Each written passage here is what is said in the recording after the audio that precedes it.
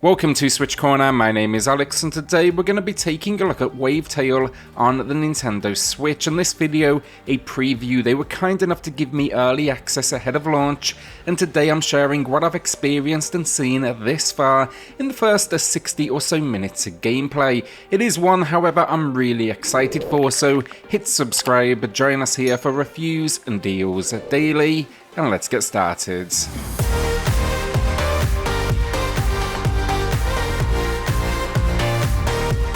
If you are thinking about picking up a Wavetale, then maybe use cornershop.gg for discounted eShop credits. You will get 10% off at checkout using a code CORNER, and that is instant delivery via email. Wavetale then it will release December 12th and it's going to be $29.99 USD or your regional equivalents. Story so far then, and here we live in an aquatic world. It was once a city, but that sunk long ago, and instead now we found refuge on small chunks of land. We also establish evil as being at play in this world in two forms. Something is basically rumoured to be in the water, so we never go in it, and then a fog surrounds this world that we must keep at bay with technology that's powered by sparks, and these appear to be creatures that reside in this location as well. Of course though, things go wrong. The fog attacks, for lack of a better word, like a tidal wave think, and we are now responsible for saving our home as well as the locals alongside our grandma, who kind of leads the way. She provides the knowledge, you are essentially the muscle. To assist in this journey as well, it seems we have a special power, or at least let's call it a magical assistant, because after this initial attack we awake on a small island. Here we look into the water and basically there's some sort of a shadow figure looking back at us. They though, however, are willing to carry us, and what precedes is this incredible freedom running over the water, and it just reminds me of almost think Wind Waker and why water in games can be so much fun. Gameplay then, and what we have here in the first hour, it's an adventure game that's a dash of combat, platforming and some environmental puzzles as well. Again, this is just that first hour of gameplay, and that could change of course dramatically with progression, but this far I have been having a huge amount of fun. It starts off with collecting sparks to power the devices. They almost look like these blue creatures, but before you know it, you'll be battling it out with monsters that emerged from the fog. The combat in game is simple. We can dash to, of course, dodge, aim should we want to, not that I've used that myself. Then we have a light attack as well as a spin attack. The game this far for me, it's been a loop of basically comboing a single attack, then dodging any incoming assaults. These are clearly signified on screen.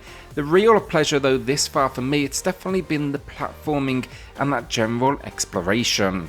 The weapon of choice, you see, it's a net for capturing these sparks, but it also has multiple uses in that traversal as well, such as an ability to glide alongside a double jump. I love this because some of the gaps you see, they are absolutely huge. Then we can also use it to grapple onto environmental pieces, and that's going to have multiple uses, such as reaching locations, much further away, or even to propel yourself forward at an extremely high speed. This ability, it is at key locations only within the game, but the design is extremely easy to spot. We can also sprint as well, should we want that extra boost in our traversal. The best bit of all, though, the water abilities. As I said, you can walk and run on water, but the waves are great fun. Seeing huge jumps, holding the right trigger to glide, or even holding jump for a boost. If you hold sprint as well, you just start sliding, and there's so much freedom in these moments. One of my favourite things was jumping from a high location in game and diving downwards towards that water. You just get some incredible speed alongside our shadow friend, and that is a character I have no doubt will be essential to the narrative as I continue this adventure moving. Once I was introduced to the water though, I knew the mechanic was good when I found myself with really no in-game reason, just kind of sipping around this world waiting for big waves to build up ahead of me. It just, again, as I said, instantly reminds you how fun water can be in a game when leveraged in the right way. It gave me instant throwbacks to games like Wind Waker, but it's just such a unique spin. So far though, it absolutely has me intrigued, this one, and only a small section of the map has been revealed. My understanding was this actually dropped on Stadia and now it makes its way to other platforms, and I can absolutely see why. The story just seems solid. The exploration, as I say, I've walked on water, glided, pulled off epic jumps, fulfilled a couple of collectathons that demanded some pretty decent platforming, quite challenging at points, and then I visited more than a few locations, and that was all in that initial 60 minutes.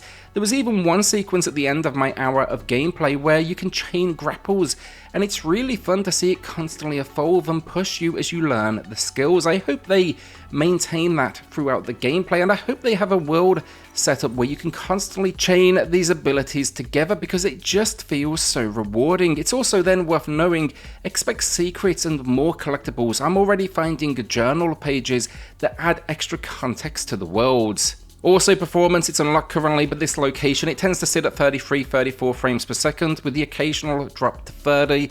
That has not been noticeable at all. Only time then, luck will tell if the full experience can continue to deliver. From a gameplay front at least, we'll get into graphics and audio in a second, but I'm excited to see now where it goes. The only real issues I've noticed in gameplay in the early game, it's kind of always the case with 3D platformers. The camera can be a bit wonky, but you learn to move it correctly with the right stick. I also wasn't sold on the controller layout at first, but I discovered it is fully remappable in the options, and I just had to change a single button, and that was the location of the dash. I wanted it to be on a trigger. So I do quickly want to touch on the visuals then, and I'm really liking this one. The world has a watercolor almost look to it all. It's almost mixed in with this soul shaded style, but they've packed a nice amount of expressions into our characters' faces. I just love the way our lead moves through this world, especially on water. You can almost see her excitement at the freedom presented to her in this small location. Also, the water effects, I absolutely adore them. There's been some minor popping, but no doubt that's a compromise to keep the frame rate stable. And while at this first, location, bright and vivid, it seems next up, I'll be heading more directly into the mysterious fog, and I'm curious to see what it has to deliver. Cutscenes and story, it's really all delivered with the in-game engine with these small dialogue exchanges, or at least that has been the case this far in the experience, following what was a kind of basic opening cinematic, but it definitely set up the reason and kind of, the rhyme of this world. The audio then for this opening gameplay, the world sounds fine, as do the attacks, the general sound effects, the music orchestral and mysterious. It's doing a great job at this far, but I do want to see where it now goes and how it reinforces that narrative, because the game for me at this point, it's given me this feeling of there's much worse and much darker to come, and I am absolutely here for it.